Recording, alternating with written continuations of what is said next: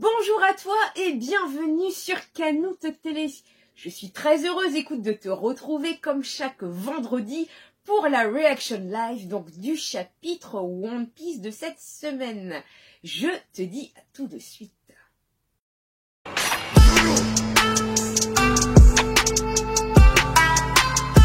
Cette semaine, donc, chapitre 974. Alors, est-ce qu'on va rester dans le flashback ou est-ce qu'on va retourner dans le présent? Bah écoute, ça, j'ai hâte de le découvrir avec toi. Dans un premier temps, au vu de l'hommage de Scantrad qui a malheureusement perdu un membre de son équipe, je tiens à présenter toutes mes condoléances donc à la famille et aux proches de Dylan, ainsi qu'à l'équipe de Scantrad. Toutes mes condoléances. Après ce message de soutien, nous allons donc découvrir le chapitre donc 974, Onigashima, nous voilà. Donc, la première image, donc écoute, on reste sur Kiyoshiro et donc Iori. Ces deux-là se sont longtemps cachés. Ishimitsu, voilà de l'argent. Vous avez encore? Bon, donc je m'en vais, le distributeur à Ebisu, s'il vous plaît. Donc là, on a toujours donc Kiyoshiro, qu'on a appris, donc c'était Denjiro. Veuillez porter sur vous le faux sang en permanence. Orochi est complètement fou de vous. Il ne sait pas que vous êtes la fille de Sir Oden. Et en agrippant comme ça son sabre, et au cas où je séparerai Komurasaki et Orochi par la mort. Plus d'un peu et nous y serons, plus qu'un peu et ça fera 20 ans. On reste quand même donc sur une période de flashback, quelques mois auparavant. Ils sont là, les esprits ils sont vraiment revenus. Le pouvoir de Toki était bien réel. Donc il y a une discussion entre Orochi et donc Kaido. Orochi tient un papier avec Kinemon, Kanjuro, Raizo, Kikunojo, Momonosuke. Tous les 5, ils ont débarqué de ce jour il y a 20 ans. Un pouvoir comme ça existe vraiment. Ils sont sortis de ce château en flammes, demande Kaido. Ce serait pas juste quelqu'un en train de se moquer de toi? Non, regarde la lettre. Donc Orochi se met en colère, continue à surveiller les côtes. Ils vont essayer de quitter le pays, c'est certain. Oui, seigneur. Kaido, comme ça, alors, épargne-les. Tu veux? S'ils sont vraiment en vie, j'ai quelque chose à demander à ce qu'il reste des Kozuki. Et Orochi donc parle simplement du traître en disant « Lui, on peut lui faire confiance. Il est né dans une famille de comédiens. Il a perdu ses parents sur scène à cause de la répression de Wano. Et c'est la lignée du tueur de Daimyo, cet homme qui ne connaissait que la vie sur scène. Perdit toute substance, ne subsistant qu'en changeant de rôle encore et encore. Tu es l'héritier de la lignée principale du clan Kurozomi. Ouais, c'est moi qui ai éliminé ceux qui ont tué tes parents. Mais c'est que le début de ma vengeance. Oh, donc là, Orochi présente un fruit du démon, donc au traître. Tu vivras comme un vrai Kuzoki, et sans te faire remarquer par personne, tu mourras comme un Kuzoki. C'est le grand rôle qui t'a été attribué dans cette saga. Pourras-tu le jouer jusqu'au bout? Je cherchais justement comment mourir. C'est un honneur. Devenir complètement quelqu'un d'autre est sa seule satisfaction. Mais de qui parle-t-on? Chaque fois que j'allais emprunter de l'argent au château d'Oden, je me servais le double directement dans les coffres. Une pourriture. C'est grâce à tous ces fonds que j'ai pu faire alliance avec toi. Et toutes les informations récoltées sur Oden, le seigneur stupide, ont été utiles. Précise Orochi, donc toujours à Kaido. Ce qui prouve que ce type est vraiment un cinglé, c'est qu'il était vraiment prêt à mourir avec Oden et les autres durant l'exécution. Ah, donc ça reste un fourreau alors. Il n'a aucun cœur jusqu'à ce que je l'arrête. Il vivra comme un parfait vassal des Kuzoki. Il ne fait qu'envoyer les informations sans chichi avec une loyauté terrifiante. Et ça y est, présent. Donc là, présent, capitale des fleurs. Alors, nous voici 20 ans après la mort regrettée. Ok, donc comme ça, ce flashback donc, se termine bien sur la confirmation d'Orochi, qu'il y a bien un traître donc parmi Oden. Ce qui me fait moi flipper, c'est que si il était donc sur le plateau dans la marmite, c'est donc un fourreau rouge. Du samouraï dont la légende n'a pas été oubliée, Oden Kozuki. C'est l'histoire des clans Kozuki, Kurozomi et du pirate Kaido qui sont ainsi profondément liés. Avec cette image-là, enfin, de Toki, hein, qu'on la voit quand même plus ou moins brûler donc dans les flammes, et Oden, comme ça, ce visage d'Oden qui tenait bon. Afin de réaliser le vœu d'ouverture du pays d'Oden Kozuki, les samouraïs ont sauté 20 ans dans le futur. Ces derniers mois, ils se sont dévoués corps et âme pour rassembler des alliés susceptibles de se battre avec eux. Peut-être en résultat de cette détermination, c'est pas moins de 4200 hommes qui se sont levés pour eux, armes et bateaux sont prêts. C'est aujourd'hui le jour du festival du feu au crépuscule que les forces dignes d'un raid doivent se regrouper au port de Kotage. Onigashima, nous voilà. En tout cas, c'est ce qui était prévu. Ne nous arrêtez pas, messire Momonosuke. Si, c'est du suicide. Kinemon, Kanjuro, Raizo, Kiku, Kawamatsu, Inuarashi, Ashura, restez où vous êtes. Des 4200 soldats qui devaient se rassembler là, pas un seul ne se montra. Le port était jonché de débris, le temps à la tempête, pas d'échappatoire possible. Nous n'avons pas abandonné, messire Momonosuke. C'est grâce à notre petit nombre que nous pourrons nous introduire facilement chez Kaido et lui trancher la tête sans être vus. Tant que nous serons vivants, nous n'abandonnerons pas. Et t'as quand même donc derrière le visage de Shinobu qui pleure, Momo qui pleure, et même Kiku pleure également. C'est étrange quand même. Notre stratégie a donc été éventée une fois de plus. Quelqu'un? Non. Nous tous y avons pensé. Je ne voulais pas y penser, mais il y a sûrement un informateur ennemi parmi nous. Franchement, au point où on en est, j'ai même pas envie de savoir. Ah, tu m'étonnes. Kiku, mais Kinemon, ça ne te ressemble pas. Tu devrais trouver ce mouchard, t'en débarrasser et avancer. Sans ça, nous non plus, nous ne pouvons avancer. Mais le coupable ne se dénoncera pas. Kiku a raison, Kin. Mettons les choses au clair. Oh non!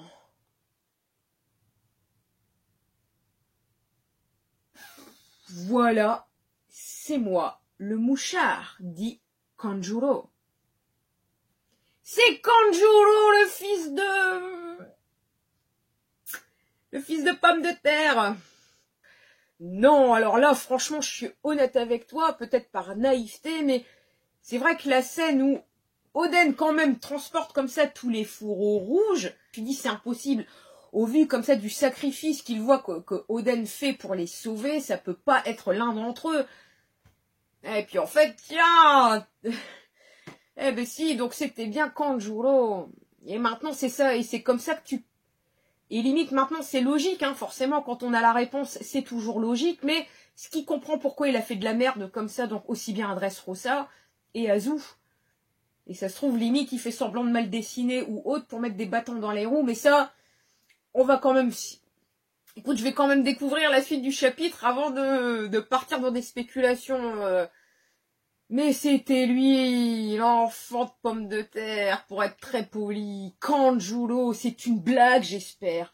On était tous condamnés à mourir ébouillantés. Justement, c'est en mourant avec le groupe que j'aurais achevé mon rôle à la perfection. J'ai perdu mon cœur quand j'étais gamin, et depuis je cherche uniquement un endroit où mourir. Depuis le début, je n'étais pas l'homme que vous pensiez connaître. J'ai coulé des jours heureux avec vous, j'ai obtenu votre confiance absolue. Je n'ai nulle rancœur à votre égard, ni même le désir de vous nuire. Je transmettais simplement les informations à Sir Orochi. Pour quelle raison as-tu fait une telle chose? Mon nom est Kanjuro Kurozomi. Ça vous va comme raison? D'accord, donc il fait partie de la même famille que Orochi, le clan Kurozomi. C'est vrai que le clan Kurozomi, ainsi que leurs descendants, comme expliqué Orochi, il y a plusieurs scans, ont été comme ça traqués donc par les habitants de Wano. Ok, voilà la vengeance. Voilà le mobile. Je ne peux pas croire que tu nous aies fait fuiter notre premier plan ou que tu aies vendu la mèche au sujet des compagnons de l'eau. L'événement qui a fait suite était vraiment magnifique. Dire que Yasui a donné sa vie pour que soit changée l'heure et le lieu du rendez-vous, mais puisque j'étais mis au courant, alors, il est mort inutilement. Pah! Ah bah oui, Kinemon là, forcément la rage va monter. Sans Vivecart, il est impossible de se rendre à Zou. Quand Jack est apparu, tu as commencé à être méfiant, Inuarashi. Pourquoi tu ne m'as pas soupçonné? Alors là, t'as les énormes bateaux de Kaido. Jusqu'à ce que les choses en arrivent à ce point, vous n'avez pas un seul moment soupçonné la présence d'une taupe. C'était louche pourtant, tout le long, tout ce qui est arrivé. Regardez, comme l'avait prédit Sir Orochi, il y a bien des types qui essaient de se rendre à Onigashima en barque. Ils sont trop drôles, ceux-là. Pas... Incroyable, ce sont vraiment les fourreaux rouges de l'époque. Mais l'un d'entre eux est l'espion de chez nous, pas vrai? Alors c'est toi? C'est exact. Et là, Kinemon, donc, qui tranche la tête de Kanjuro. Kiku est choqué, donc Kinemon donc a décapité comme ça Kanjuro. Sauf que le corps continue de parler. J'aurais été ravi de ne pas avoir à dévoiler mon identité et de nourrir les algues ici à vos côtés. Mais, pour cette fois, Sir Orochi a tenu à m'arrêter. Bon travail, fin du spectacle, qu'il m'a dit. Non, amène Momonosuke avec toi à Onigashima. Et en plus, il enlève comme ça Momonosuke. Qu'est-ce que Kanjuro a fait sur le port? Mais alors celui-ci, indécent. Pourtant, le Kanjuro que nous connaissions ne sait pas dessiner. Et ça le fait marrer. Bon sang, mais comment pouvez-vous dormir à un moment pareil? Ça y est, le bateau est repéré. J'ai bien mangé, j'ai bien dormi, je pète le feu, moi. Feu? Ah, Luffy! Désolé, on a un peu de retard. C'est qui, celui-là? On n'avait pas coulé tous les bateaux ennemis? Il y a quelque chose au fond de l'eau. Prendre la mer sur une si petite barque avec une tempête pareille, vous êtes idiot ou quoi? Et donc là, c'est bien, parce que donc c'est le sous-marin de l'eau, hein, qui arrive comme ça, écoute, pour la bataille. Vous sous-estimez la mer, samouraï. Cette fois, ça vient de l'autre côté. Et là, c'est donc Kid qui parle. Il y a des tas de samouraïs et de bateaux qui attendent comme des idiots sur le port d'en face. Ils me gênaient, alors j'ai hésité à les couler. Ah, mais c'est, dit Raizo. Luffy, Dono, vous êtes tous sains et saufs?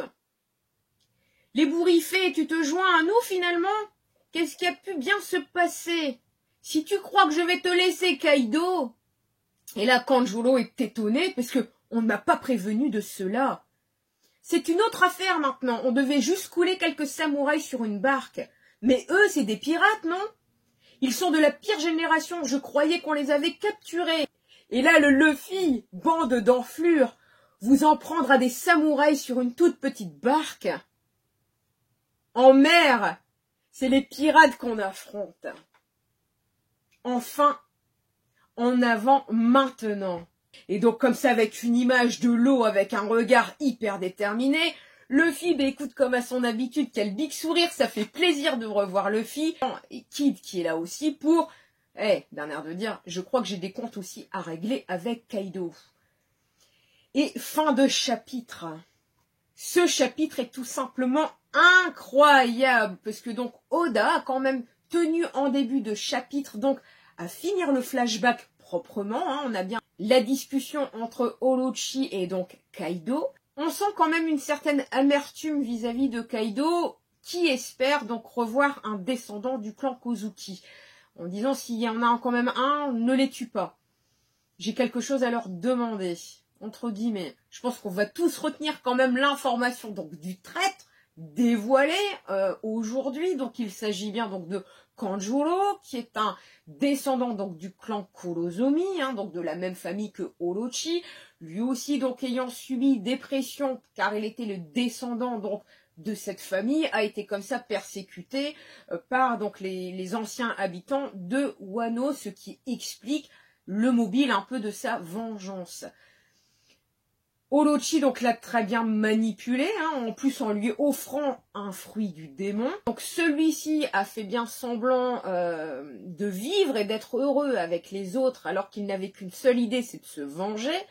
Limite, on apprend aujourd'hui donc qu'il sait faire des clones de lui-même en se dessinant. Kanjuro a même poussé le vice, entre guillemets, à mal dessiner, à vraiment à chaque fois niquer les missions des uns et des autres pour leur mettre vraiment des bâtons dans les roues et se venger. Kanjuro, comme ça aujourd'hui, donc il décide un petit peu de révéler ses plans, comme si il avait gagné.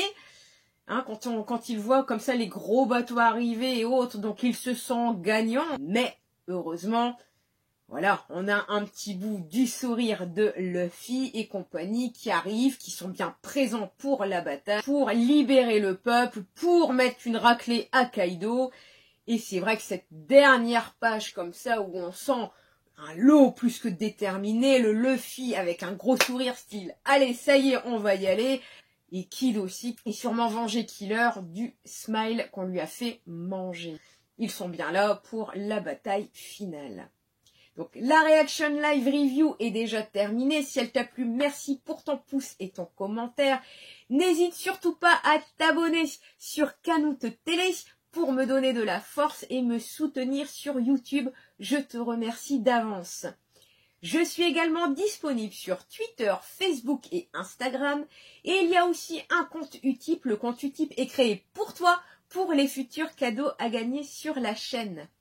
Je te remercie, je te souhaite une bonne journée ou une bonne soirée et je te dis à très bientôt.